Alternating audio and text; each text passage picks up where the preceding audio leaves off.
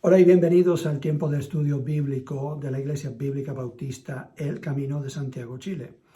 Me llamo Joel, soy el pastor principal de la congregación y estamos en un estudio sobre la iglesia. Hemos visto la iglesia carnal en Primera de Corintios, la iglesia que no deberíamos ser, y hemos visto la iglesia ejemplar, la iglesia de Tesalónica, y estudiamos en Primera de Tesalonicenses por qué era una iglesia ejemplar. Hoy quiero terminar esta serie en el libro de Efesios, capítulo 4. Hablando con uno de los diáconos de nuestra congregación, estuvimos hablando justo de algunos miembros de la congregación y quienes necesitaban alguna necesidad y que tenían alguna necesidad para nosotros suplirla y diferentes cosas que él y yo vemos nosotros dos en la congregación que se han de corregir. Es nuestro trabajo como diácono, como pastor, hablar estos temas. Y en medio de esa conversación me dijo, pastor, lo que ahora toca, después de hablar de esta serie, es hablarle directamente a los miembros de la congregación cuáles son sus responsabilidades. Yo creo que ya lo hemos hecho si es que estás escuchando esta serie con el propósito de aplicarlo a tu vida personal, porque no estamos estudiando algo de la iglesia para hablar en términos generales teóricos de lo que es una iglesia, lo estamos tratando para que tú veas cómo estás participando como un miembro de una congregación. Y si estamos hablando de una iglesia carnal, deberías preguntarte, ¿en qué puedo yo ver en mi vida que soy carnal o que no soy carnal? Que soy yo como la iglesia de Corinto, como los miembros de la iglesia de Corinto, soy más como los de Tesalónica. Un ejemplo, ¿participo yo en compartir mi fe con personas que no conocen a Cristo o me da lo mismo? ¿Llego yo a la congregación para recibir o llego para servir? ¿Estoy dispuesto a usar mis dones para ser visto por los hombres o para servir por amor a los demás en la congregación para edificar el cuerpo de Cristo? Esas son preguntas que cada uno se debería hacer al estudiar lo que vimos en esos videos de Primera de Corintios y lo que vimos también en esos videos cuando estudiamos Primera de Tesalonicenses. Así que si ustedes tienen que volver y ver esos videos de nuevo, pero ahora con otro pensar, con otro sentir, yo lo recomiendo. Pero hoy quiero juntar todo lo que hemos visto en un resumen, y lo vamos a ver en el libro de Efesios, en el capítulo 4. No tenemos el tiempo de ver todo el libro, vamos a ver principalmente el capítulo 4. Vale la pena leer el libro entero, especialmente las instrucciones de Pablo a los creyentes del capítulo 3 en adelante al capítulo 6. Pero en el capítulo 4 vemos un síntesis, podríamos decir, de lo que deberíamos hacer nosotros como creyentes cuando estamos participando en el cuerpo de Cristo en una iglesia local. En Efesios capítulo 4, versículo 1, el apóstol dice, inspirado por el Espíritu Santo, dice, yo pues preso en el Señor os ruego que andéis como es digno de la vocación con que fuisteis llamados. Vamos a parar ahí por un momento. ¿Cuál es nuestro llamamiento como cristianos? Hemos sido llamados a salvación en Cristo, claramente, pero Él nos ha transformado, dice la Biblia, nos ha dado una nueva identidad para que ya no vivamos como vivíamos antes de conocer a Cristo y que vivamos de acuerdo a nuestra nueva identidad. Ahora somos una nueva criatura, las cosas viejas pasaron y aquí todas son hechas nuevas, dice la Biblia. Entonces aquí tenemos un ruego, una petición fervorosa del apóstol cuando él dice, yo les ruego que anden, o sea, que vivan de acuerdo a su vocación. ¿Cuál es una vocación? Es lo que nosotros sentimos que es nuestra prioridad, nuestro deseo, lo que viene a ser parte de nuestra identidad, quiénes somos nosotros. Mi vocación como pastor define qué es lo que yo hago. Yo me levanté temprano esta mañana con el propósito de estudiar para el sermón del domingo. Pero porque soy hijo de Dios, primero yo hago un estudio personal pidiendo que Dios me hable a mí y que me diga en qué estoy fallando yo o en qué área debo yo crecer para que mi devoción siga creciendo y yo no me estanque en mi caminar con Dios. Y cada creyente debería participar en algo similar, debería hacer algo similar, porque nosotros deberíamos vivir de tal forma que podemos decir somos dignos de ser llamados cristianos, o sea, seguidores de Cristo, miembros de su iglesia, miembros de su cuerpo. Y eso es lo que está diciendo el apóstol aquí. ¿Y cómo podemos nosotros vivir de esa forma? Bueno, él dice, con toda humildad y mansedumbre, versículo 2, soportándoos con paciencia los unos a los otros en amor. Vimos que la iglesia de Corinto no hacía esto. Vimos que esta era una cualidad de la iglesia de Tesalónica. Entonces aquí resume lo que hemos aprendido tanto de un mal ejemplo como un buen ejemplo, que deberíamos vivir en amor, con paciencia los unos a los otros, soportándonos unos a otros con mansedumbre, que es poder bajo control, y con paciencia. Versículo 3, solícitos en guardar la unidad del Espíritu en el vínculo de la paz. Una iglesia carnal está fracturada constantemente, cada uno peleando por su punto de vista, cada uno creando división y contienda, como fue la iglesia de Corinto. La iglesia de Tesalónica, todos unidos en un mismo pensar y sentir. Versículo 5.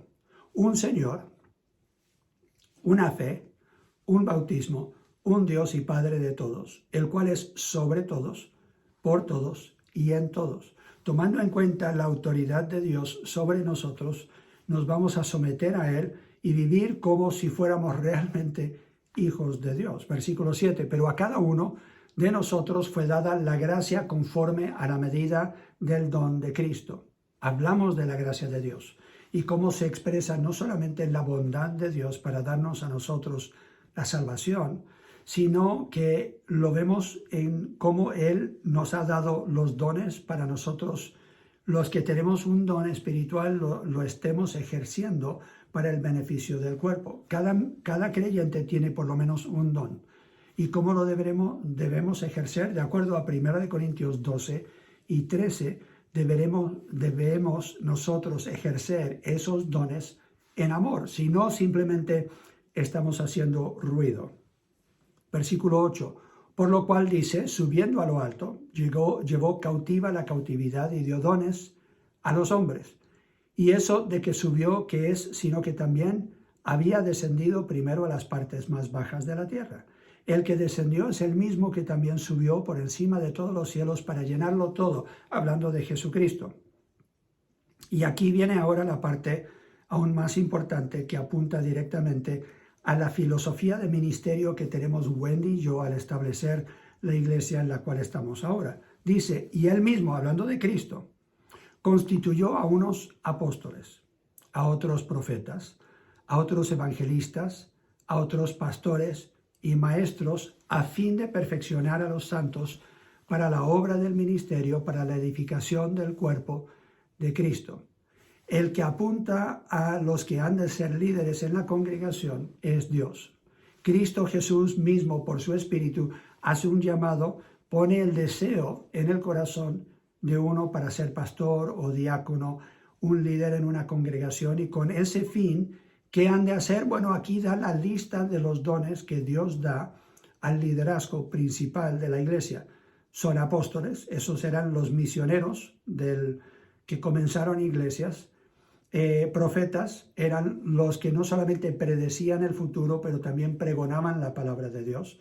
Evangelistas, que tenían como don y como enfoque ir de lugar en lugar predicando el evangelio.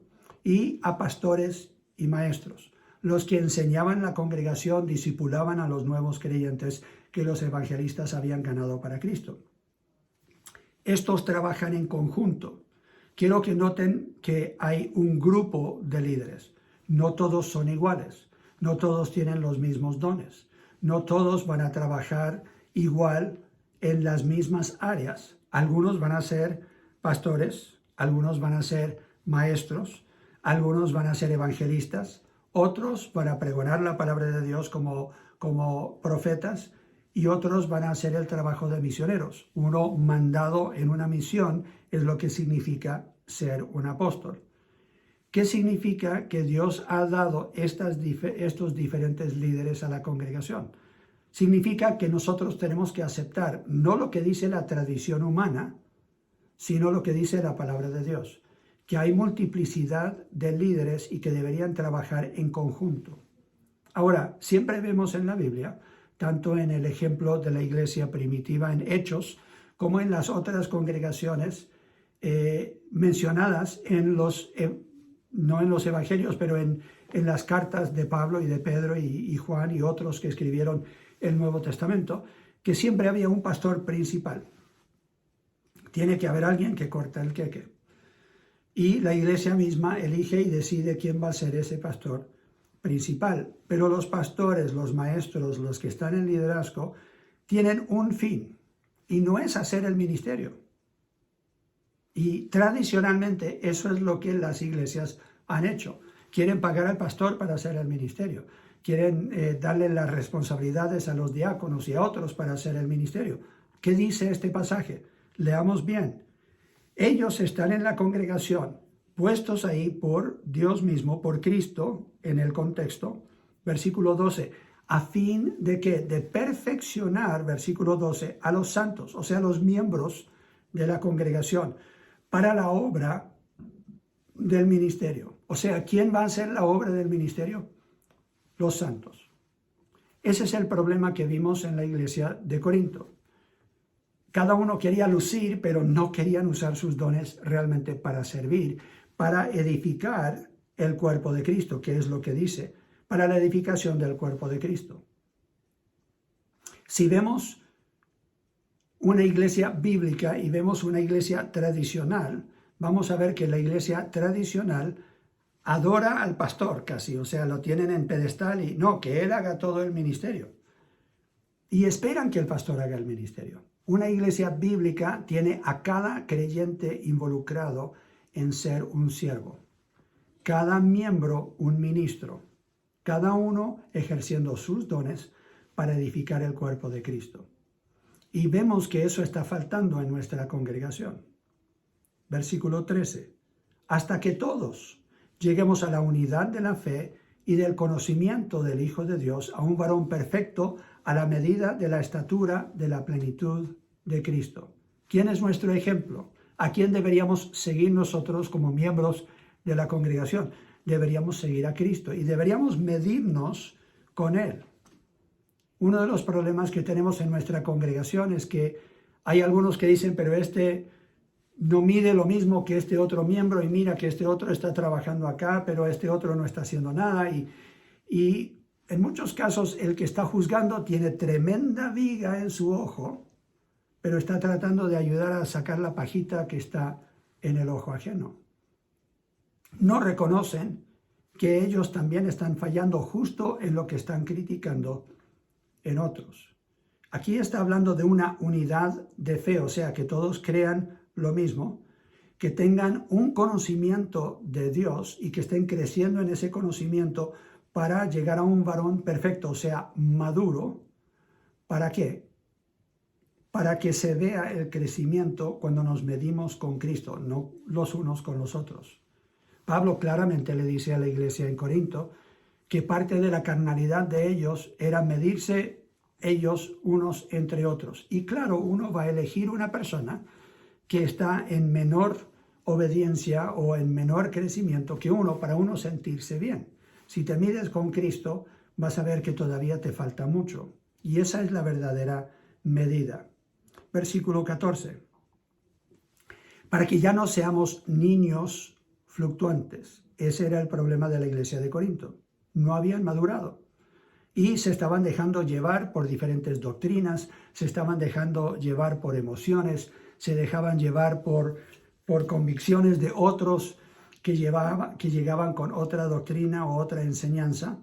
Y aquí dice, para que si crecemos no vamos a ser niños fluctuantes llevados por doquiera de todo viento de doctrina, por estratagema de hombres que para engañar emplean con astucia las artimañas del error, son astutos y es fácil caer en el error. Tenemos muchos que están predicando cosas en internet que parecen ser buenas cosas y usan la palabra de Dios. Entonces creemos que son bíblicos, pero no usamos de la sabiduría que Dios nos ha dado para discernir entre lo bueno y lo malo.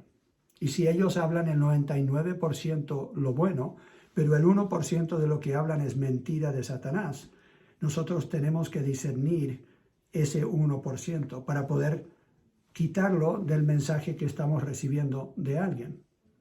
Versículo 15. Sino que siguiendo la verdad en amor, crezcamos en todo en aquel que es la cabeza, esto es Cristo. Vuelve a repetir la importancia de tener como meta el ser como Cristo, de estar creciendo en Cristo.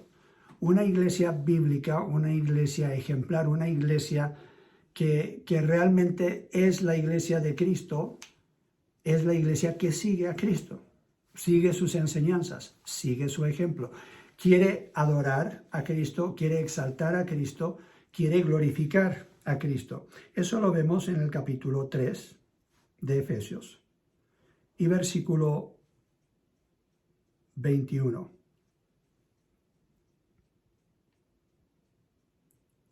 Podemos leer desde el 20 en adelante para tener el contexto, dice, y aquel que es poderoso para hacer todas las cosas mucho más abundantemente de lo que pedimos o entendemos, según el poder que actúa en nosotros, o sea, Dios actuando en nosotros por su poder, a Él sea gloria en la iglesia, en Cristo Jesús, por todas las edades, por los siglos de los siglos. Amén. Dios busca su gloria, busca ser glorificado en la naturaleza, busca ser glorificado en nuestras vidas individuales, pero aquí claramente dice, busca ser glorificado en la iglesia por medio de Cristo Jesús.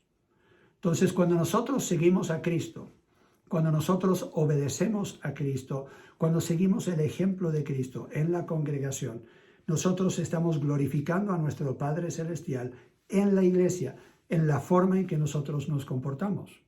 Aquí está hablando en Efesios 4 de la importancia de vivir en la verdad, en amor.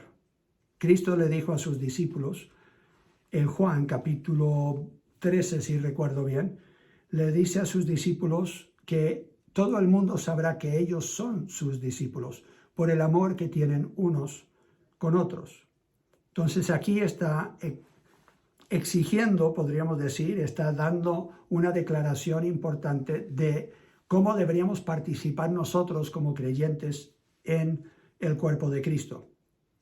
No siendo niños, no dejándonos engañar por otros, sino siguiendo la verdad en amor. La Biblia dice que Jesús vino y estaba lleno de gracia y de verdad. La verdad sola, sin gracia, sin amor, duele y no es para edificación. Pero la verdad con gracia, aunque duela, uno sabe que es para el bien de uno y es para edificación. Es con el propósito de que la persona que está recibiendo esa verdad sepa que es para su bien, para su corrección, pero para su bien. Entonces debemos seguir la verdad en amor, creciendo en todo en aquel que es la cabeza, esto es Cristo. Como dije, para que Él sea glorificado. Ese es el propósito, como dice capítulo 3 y versículo 21. Versículo 16 ahora, de quien todo el cuerpo, todo aquí abarca todos los miembros.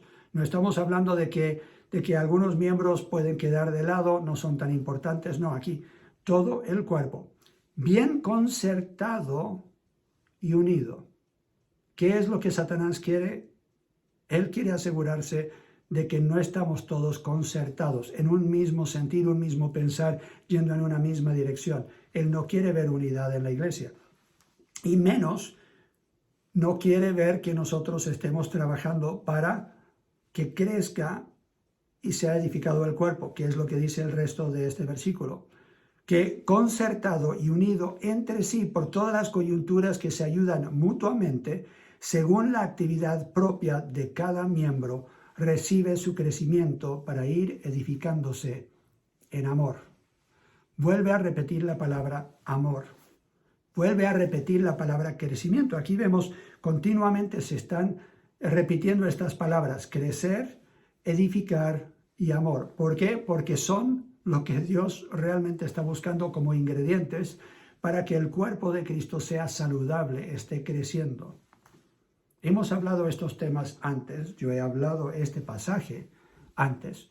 Hoy lo estoy haciendo sin notas, les estoy hablando simplemente de mi corazón, una visión que siento que Dios me ha dado a mí y a Wendy de cómo deberíamos trabajar nosotros como la pareja pastoral principal para crear un cuerpo que dice ser la iglesia local, el cuerpo de Cristo, en una región de Santiago. ¿Con qué fin?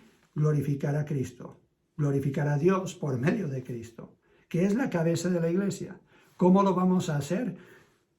Si cada uno de nosotros toma en serio el crecer espiritualmente y ayudar cuando participamos en el cuerpo a que otros sean edificados en amor, cada uno ejerciendo su don, cada uno usando las habilidades naturales que Dios le ha dado, para ver que el crecimiento en la iglesia sea real, no sea solamente en números, pero que estemos creciendo espiritualmente cada uno de nosotros. ¿Cómo vamos a saber si realmente estamos creciendo o no? Lo vamos a medir de acuerdo a cómo era Jesucristo. Si tú no te pareces a Cristo, te falta crecer.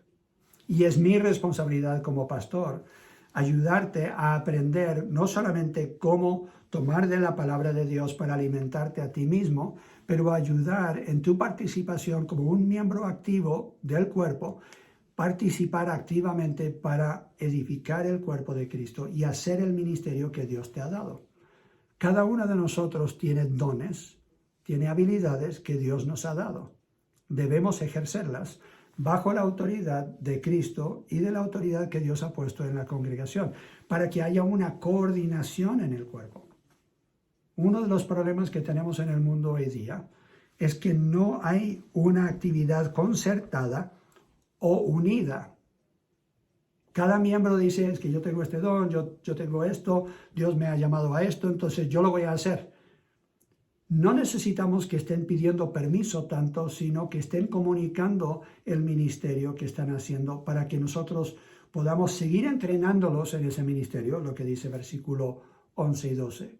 Pero también para que ustedes puedan coordinar sus ministerios, sus actividades, su pasión de servir a Dios con otros miembros de la congregación, para que seamos realmente un cuerpo activo y no solamente un miembro por aquí y otro miembro por acá haciendo lo que le dé la gana. Esto pues digo, dice versículo 17, en el Señor, y requiero, dice en el Señor, que ya no andéis como otros gentiles que andan en la vanidad de su mente, teniendo el entendimiento entenebrecido, ajenos de la vida de Dios, por la ignorancia que en ellos hay, por la dureza de su corazón, los cuales después que perdieron toda sensibilidad se entregaron a la lascivia para cometer con avidez toda clase de impureza.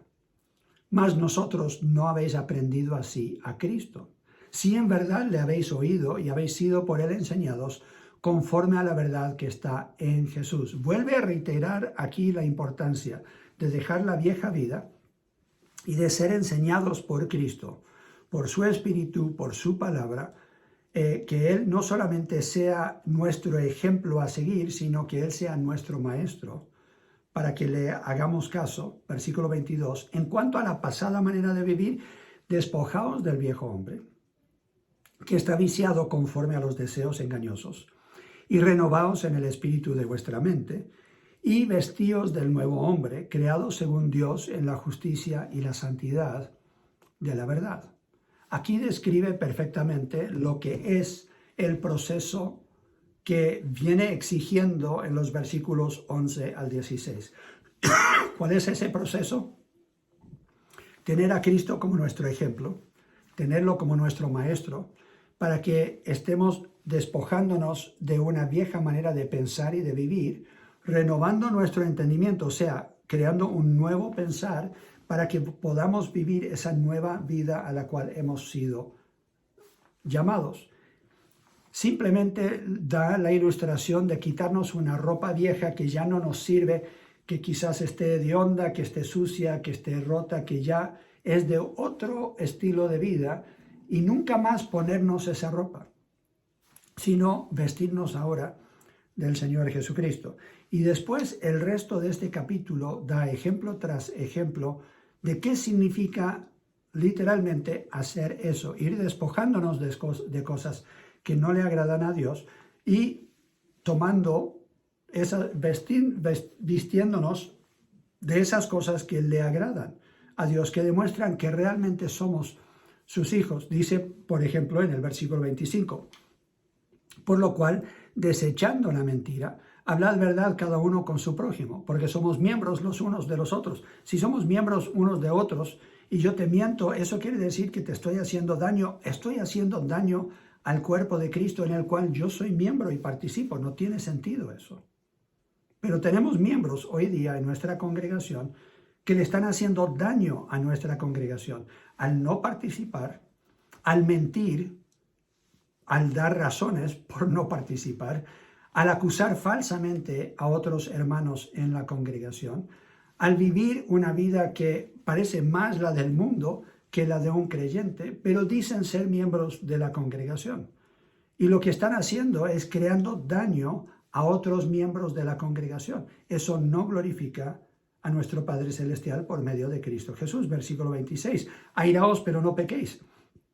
No se ponga el sol sobre vuestro enojo, ni deis lugar al diablo. Tenemos miembros en la congregación que hasta el día de hoy no han pedido perdón y no han arreglado cuentas con otros miembros.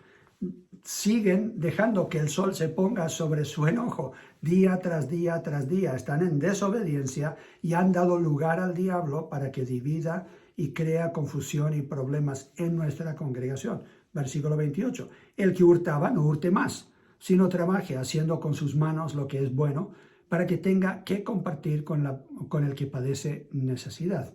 Ninguna palabra corrompida salga de vuestra boca, sino la que sea buena para la necesaria edificación, a fin de dar gracia a los oyentes. Hay miembros que han dicho, pero pastor, lo que digo es verdad. Sí, pero no lo estás diciendo en amor, no lo estás diciendo para edificación, no lo estás diciendo en una forma que dé gracia a los oyentes. Y no contristéis, dice, al Espíritu Santo de Dios, con el cual fuisteis sellados para el día de la redención. Yo creo que algunos que están en nuestra congregación están entristeciendo el Espíritu Santo, con el cual ellos fueron sellados, por su forma de actuar, por su forma de tratar a otros miembros de la congregación. Quítese de vosotros, dice versículo 31, toda amargura, enojo, ira, gritería, maledicencia y toda malicia. Alguno dirá, pero pastor, el que tiene esas cosas no es creyente.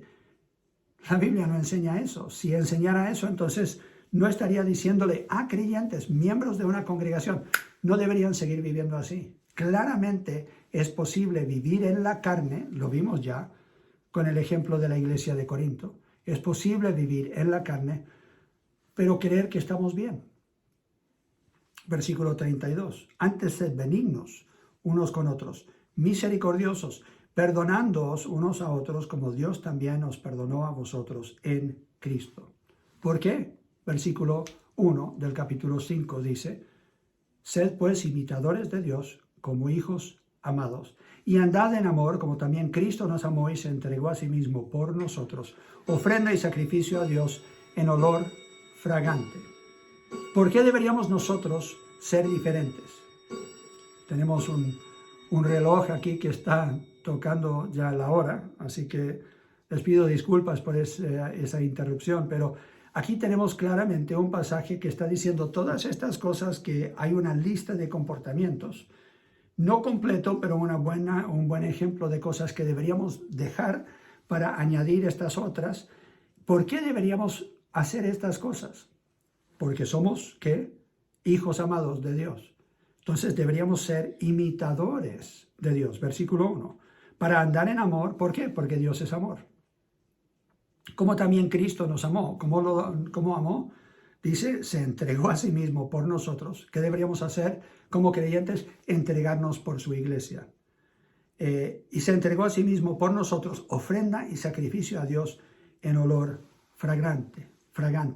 Después habla de la santidad, habla de cómo deberíamos comportarnos en nuestro hogar, deberíamos comportarnos en nuestro matrimonio, deberíamos comportarnos en el lugar de trabajo, en capítulo 6, el comienzo del capítulo 6. Después el resto del capítulo 6 habla de la guerra espiritual, de cómo nosotros deberíamos luchar contra el enemigo. Todas estas cosas son instrucciones prácticas para el creyente que quiere participar en la obra del Señor, en la iglesia de Cristo. Quiere hacerlo como Cristo manda, como Dios pide. Mi pregunta es esta: ¿estás juzgando simplemente por apariencia? ¿O estás realmente, con palabra de Dios, viendo nuestra congregación y diciendo, aquí faltan estas cosas, estos ingredientes, y yo puedo aportar a eso? Es muy fácil criticar, es fácil meter gol desde las gradas. Es otra cosa estar en el campo jugando. Y si no estás en el campo jugando, no estás participando, no estás dando ofrenda, no estás asistiendo al culto, no estás estudiando y haciendo tu tarea cuando estás en un estudio bíblico, no estás creciendo espiritualmente, es muy difícil que nosotros tomemos muy en serio tus críticas. ¿Por qué? Porque estás en las gradas, estás ahí sentado y viendo lo que todos los demás hacen que está mal. Eso es muy fácil hacerlo, todos lo pueden hacer. Hay una gran diferencia entre eso y el que dice, yo me voy a poner a trabajar para que esta iglesia sea una iglesia que glorifica a Cristo. ¿Cómo lo voy a hacer? Primero voy a trabajar en mí. Voy a dejar que el Espíritu Santo, por su palabra, se ocupe en revelar cuál es realmente la intención de mi corazón, cuál es mi pensar, mi sentir que debe cambiar, para que mi comportamiento glorifique a Dios y para que yo pueda decir, soy un ejemplo a otros de lo que debe ser un seguidor de Cristo. Ahí entonces no habrá un gran trecho entre lo que yo digo y lo que hago. Y podré participar como miembro del cuerpo con mis dones, buscando que se edifique en amor. Eso es lo que nos dice Efesios capítulo 4 y versículo 16. Necesitamos a cada uno de ustedes que hagan lo que ya saben que deberían hacer. Porque lo que yo les he dicho hoy no es nada nuevo. Es algo que ya hemos dicho antes, que muchos de ustedes ya saben. Simplemente no se está haciendo. ¿Por qué no se está haciendo? Bueno, el pastor no está. Hay pastor.